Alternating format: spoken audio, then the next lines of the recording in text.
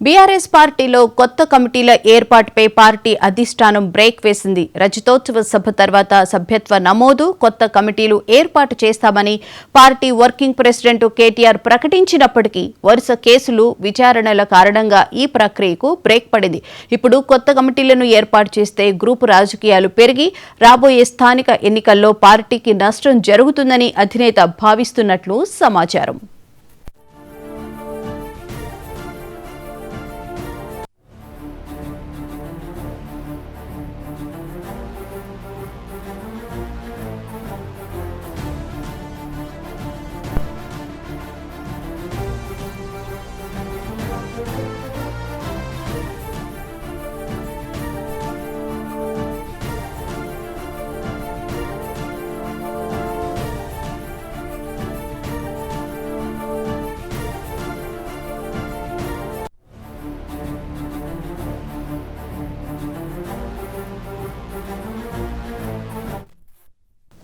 అసంతృప్తులు బయటకు వచ్చే అవకాశం ఉందని, ఇది పార్టీకి మరింత నష్టం చేస్తుందని గులాబీ బాస్ అంచనా వేస్తున్నారు.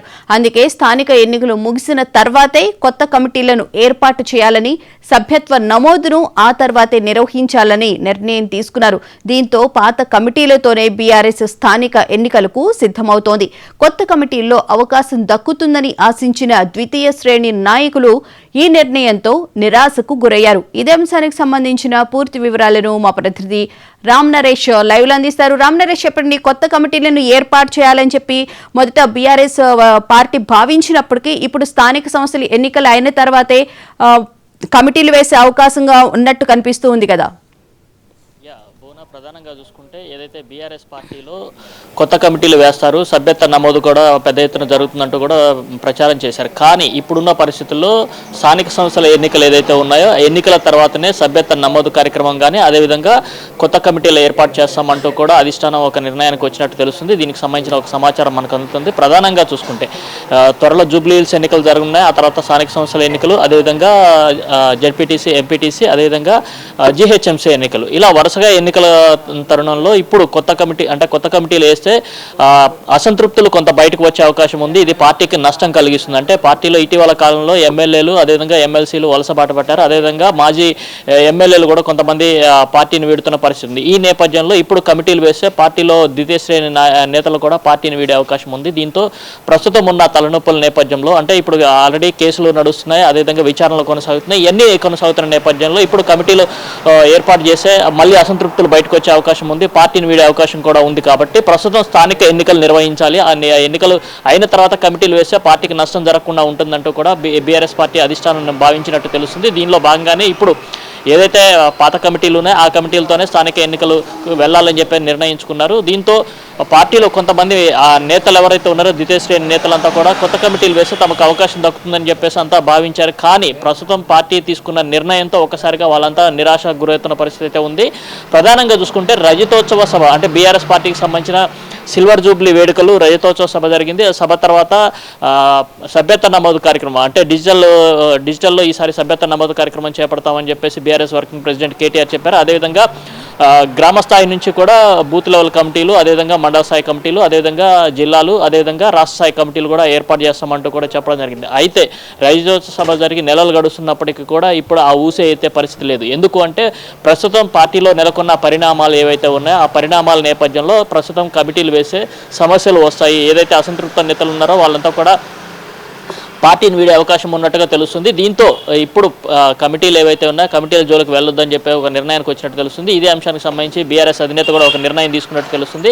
ప్రస్తుతం ఎన్నికల తరుణం, అంటే ఉప ఎన్నికలు, జూబ్లీహిల్స్ ఉప ఎన్నికలు కానీ అదేవిధంగా స్థానిక సంస్థల ఎన్నికలు త్వరలో జరిగే అవకాశం ఉంది. కాబట్టి ప్రస్తుతం ఎన్నికలు గడవాలి, అంటే ఎన్నికలు పూర్తయిన తర్వాత అప్పుడు ఏదైతే నియోజకవర్గాలు కానీ అదేవిధంగా గ్రామ స్థాయి కానీ మండల స్థాయి కానీ అదేవిధంగా జిల్లా స్థాయి, ఈ జిల్లా స్థాయిలో ఎవరెవరైతే అక్కడ స్థానిక సంస్థల ఎన్నికల్లో ఎక్కువ సీట్లు పొందించేలా ప్రయత్నం చేస్తారో వారికి ఆ కమిటీల్లో చోటు ఇవ్వాలని చెప్పేసి కూడా నిర్ణయించినట్టుగా తెలుస్తుంది.